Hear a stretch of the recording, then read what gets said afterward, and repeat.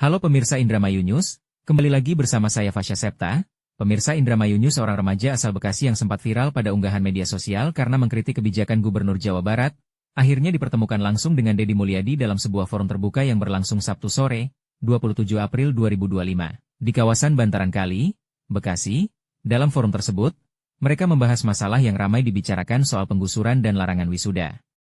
Pertemuan itu diadakan oleh Deddy Mulyadi sendiri dan diunggah melalui akun media sosialnya KDM.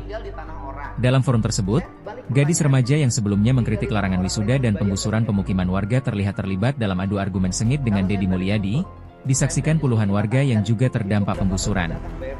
Dalam sesi tanya jawab, gadis itu menegaskan bahwa penggusuran dilakukan secara sepihak tanpa musyawarah. Ia menyebut hanya petugas Satpol PP yang datang saat rumah mereka digusur. Waktu digusur itu tuh nggak ada musyawarah, cuman ada Satpol PP datang, ya, cuman pertanyaan, Anda tinggal di tanah orang. Saya balik pertanyaannya. Tinggal di tanah orang lain harus bayar nggak sama yang punya tanah? bayar. Kalau saya balik nuntut, Pemdanya suruh minta tagihan, dihitung berapa tahun ke belakang, bayar tiap tahun. Ya Bapak kan bisa lihat dulu latar belakang saya, misalnya saya miskin atau enggak, terus mampu bayar atau enggak. Kamu miskin nggak? Iya, Miskin. saya mengaku. Kenapa miskin? Pengen hidup bergaya.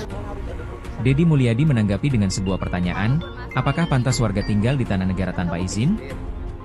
Gadis itu bukannya mengaku sadar bahwa seharusnya warga membayar, namun ia tetap bersikukuh hanya meminta keadilan kepada Deddy Mulyadi.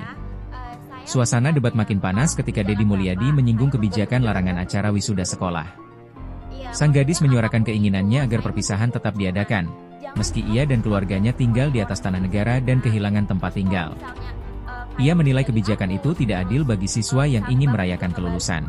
Deddy Mulyadi lalu menanyakan biaya perpisahan yang dimaksud. Sang gadis menjawab, hanya sekitar 1 juta. Deddy pun bertanya kepada ibunya tentang kondisi ekonomi keluarga.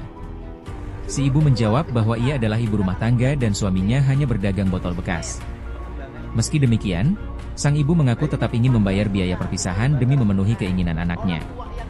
Jawaban itu membuat Deddy Mulyadi mengelus dada, menilai bahwa masyarakat perlu mengubah pola pikir agar tidak mengedepankan gaya hidup dan harus prihatin atas kondisi mereka.